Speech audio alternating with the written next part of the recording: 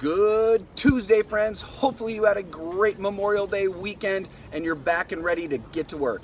We're going to go over your tasks for today. We're going to talk a little bit about legacy or living in the shadow of someone you are related to. We're going to talk a little bit about summer adventures. Hopefully you're going to have some summer adventures in a few weeks. And then we're going to go over the discussion board assignment for today. Your tasks, as always, you need to read for 20 minutes. Make sure you are watching the daily video right here.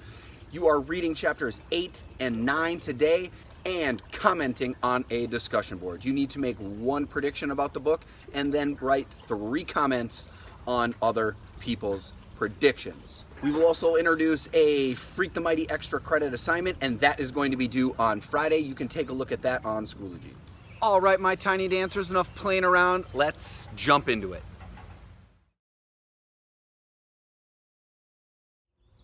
The apple doesn't fall far from the tree.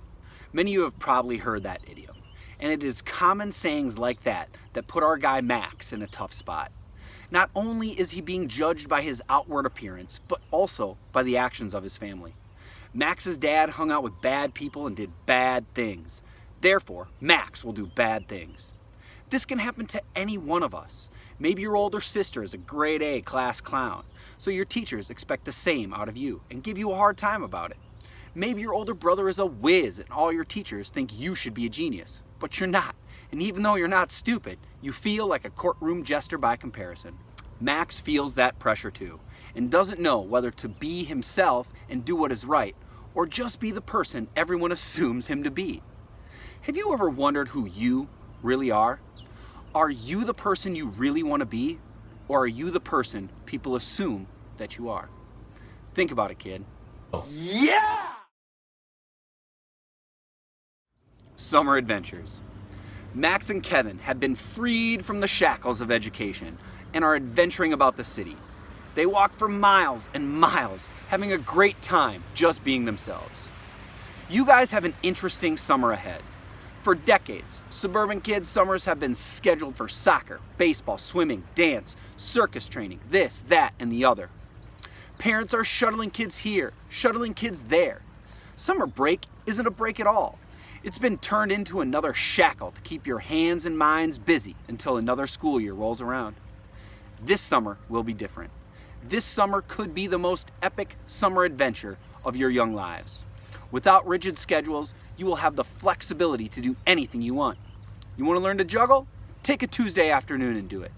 You want to learn Portuguese? Spend 20 minutes a day on Duolingo and start planning that trip to Lisbon. You want to get stronger and faster? Find a training routine online and then take 30 minutes every day to make yourself a better athlete. You want to read more books? Find a comfy spot and read more books. This summer will be different. Will it be an adventure worth writing about? That's up to you. In a time when many of us feel like we are losing control, we are actually gaining greater control. We are so used to having someone tell us when to work on math, when to play music, when to practice lacrosse, that when we are given the opportunity to decide from ourselves, the task feels like an overwhelming burden. Like they say, freedom ain't free. And if you want to have some real summer adventures, lace up your Pumas, hop on your Schwinn, and earn that freedom by making the choices that make you a better person. Thanks as always, my tiny little dancers. You've been fabulous. As always, please remember, be happy, stay healthy, and let's make some history. Cheers.